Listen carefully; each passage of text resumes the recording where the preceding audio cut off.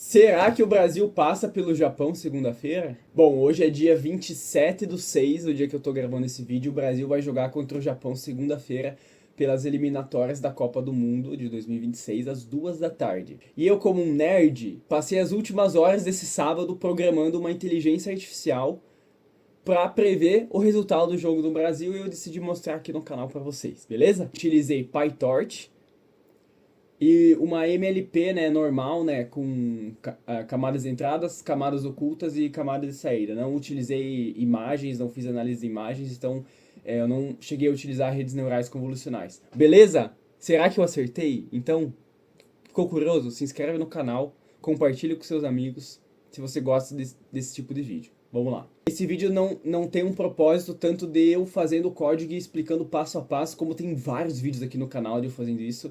Né? Tem duas playlists programando do zero, uma playlist sobre Deep Learning com PyTorch que a gente programa do zero. Se você tem interesse, verifique esses vídeos. Nesse vídeo, então, a gente vai dar uma olhada mais por cima no código. Né? Eu vou explicando as etapas que eu utilizei para programar essa rede neural e para a gente ver como que se comportam os resultados. Vamos lá. Então, primeiramente, o dataset que eu utilizei foi esse dataset aqui, que está disponível no Kaggle de forma gratuita. Ele tem alguns... é um repositório aqui com alguns datasets, né, com a extensão .csv. E tem um dataset aqui muito interessante, que é esse Matches de 1930 até 2022. Ele pega todos os jogos das Copas do Mundo desde 1930 até 2022. E daí a gente consegue ter várias estatísticas de gols, de resultados, de cartões amarelos, de posse de bola, de substituição, que são características que a gente vai estar utilizando para treinar o nosso modelo. Então, se a gente vê aqui, é um arquivo com a extensão .csv, que a gente vai baixar e vai importar no Google Colab, que é onde a gente vai fazer o treinamento. Só para vocês terem uma ideia, eu vou abrir aqui o arquivo para vocês. Então esse aqui é o arquivo CSV, ó, e aí a gente tem algumas features de entradas, que vão ser as entradas da nossa rede neural. E aqui a gente tem todos os nossos dados, então é bastante coisa mesmo, né? Tipo, são dados de todas as Copas do Mundo. Então aqui está o código que eu utilizei para eu treinar essa rede neural. Né? Ela é uma rede neural com aqui 128 neurônios na camada de entrada. A gente tem duas camadas ocultas, uma com 64 e uma com 32, e três neurônios na camada de saída, que vão simbolizar três resultados possíveis: vitória, empate ou derrota do Brasil em relação ao Japão, ok?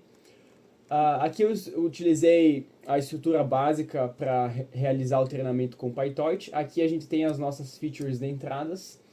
Então todo esse processo de preparação dos dados vocês conseguem ver nos vídeos aqui do canal, principalmente na playlist de Deep Learning com PyTorch. E eu treinei aqui a rede considerando 300 épocas, ok?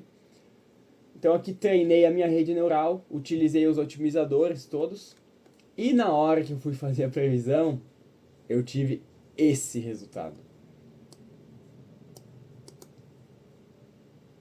No mínimo estranho, né?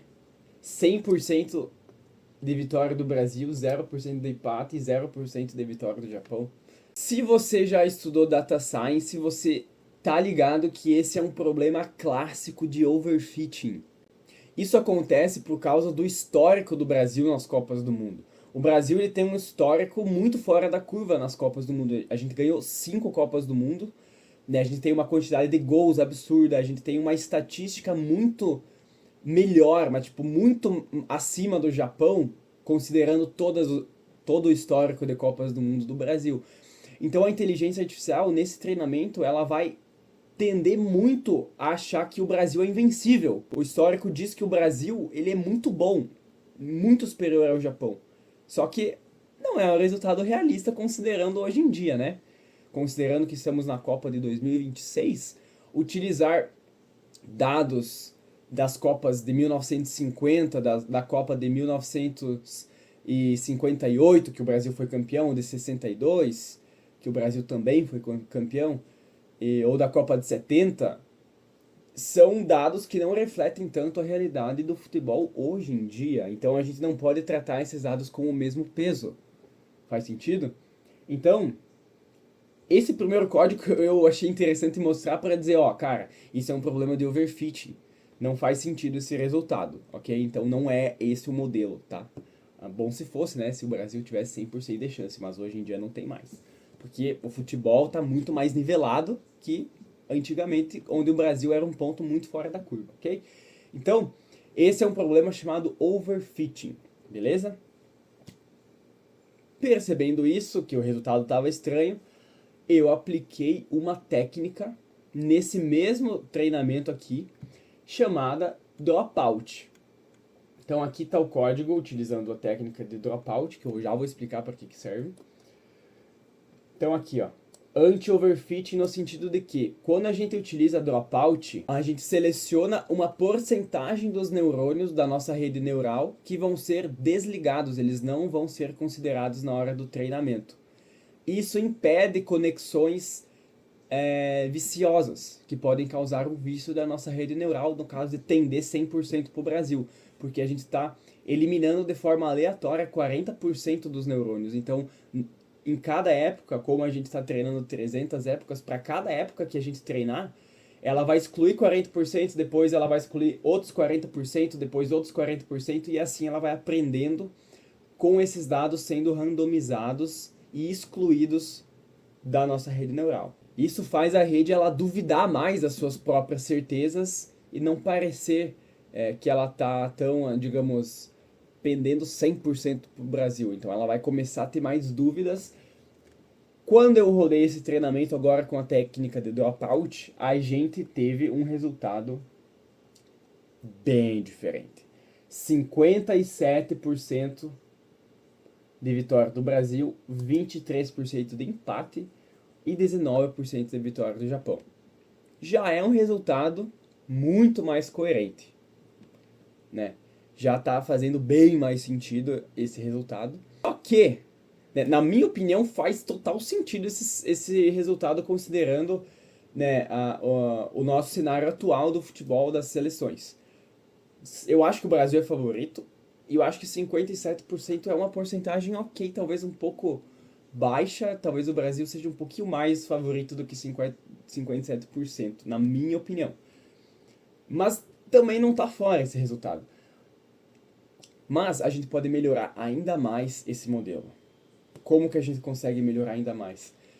Atribuindo pesos, né? Quando o nosso modelo ele atribui pesos diferentes para diferentes cenários, a gente tem um modelo muito mais fiel. Então, para construir esse modelo definitivo, né, o melhor modelo que vai representar a melhor forma da gente conseguir prever um resultado, eu decidi considerar 4 coisas. Primeira coisa, eu atribuí um peso maior aos últimos jogos da seleção. Ou seja, os jogos de 2022 para cá, eles têm um peso muito maior que vai influenciar muito mais no resultado do que os jogos anteriores, no caso antes de 2022 até os anos 2000 e nos casos mais antigos lá onde o Pelé jogava, onde a gente tinha Zico e tal, que vão ter pesos menores para o treinamento do que esses pesos atuais, do que esses jogos atuais, ok?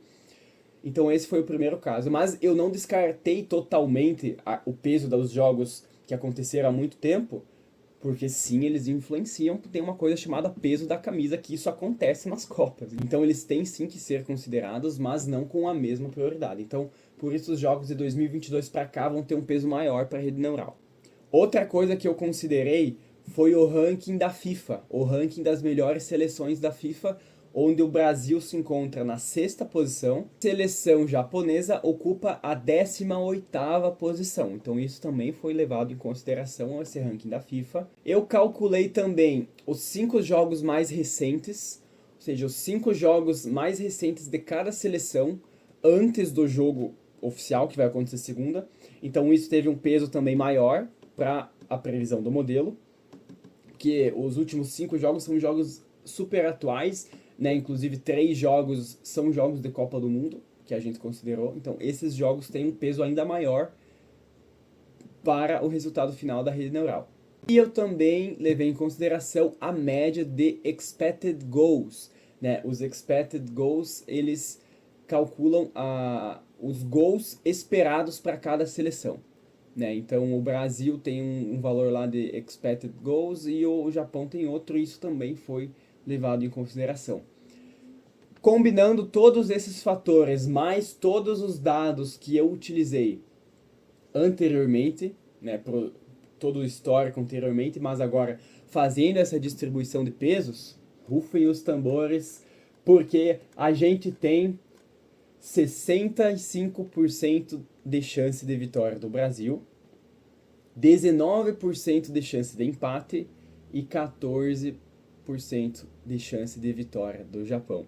Na minha humilde opinião, eu acho uma estatística muito mais coerente, né? Inclusive o empate ele é mais provável do que uma vitória do Japão.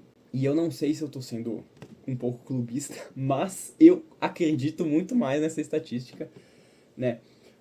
Não só porque eu torço pro Brasil, mas é porque a gente está considerando agora a rede, ela está sendo treinada considerando, ela está atribuindo uma importância maior para informações que são mais importantes do que as redes anteriores, né? Inclusive a rede que eu utilizei, o Dropout, que teve a previsão lá de 57%, eu não fiz essa distribuição de pesos. Então ela não sabia que os jogos atuais eles são mais importantes que os jogos anteriores, que os jogos mais antigos, né? Então aqueles 57% não foi considerando essa distribuição de pesos e essa importância que determinadas entradas têm para a rede neural. E essa última foi. Então eu acredito muito mais nesse resultado, né? Por parte técnica, por parte de análise aqui da inteligência artificial. E eu acredito também por parte de torcedor do Brasil, porque eu acho que o Brasil tem muito mais chance de ganhar. Mas então, dito isso, o futebol ele é extremamente imprevisível. Pode ser que aconteça uma coisa absurda, totalmente diferente. Mas é legal, porque aqui no canal a gente fala sobre inteligência artificial, a gente fala sobre deep learning, visão computacional, e trazer esse tema para um assunto tão legal quanto o futebol, e já que está acontecendo a Copa do Mundo, né, a gente consegue ter uma ideia de como a gente pode aplicar em várias coisas, a gente pode prever várias coisas, inclusive, né, fazer essas previsões de futebol. Claro que não é uma previsão 100% confiável, obviamente, porque o futebol ele é muito imprevisível, pode acontecer de com 5 minutos de jogo, uma coisa aleatória, sei lá, tomara que não aconteça.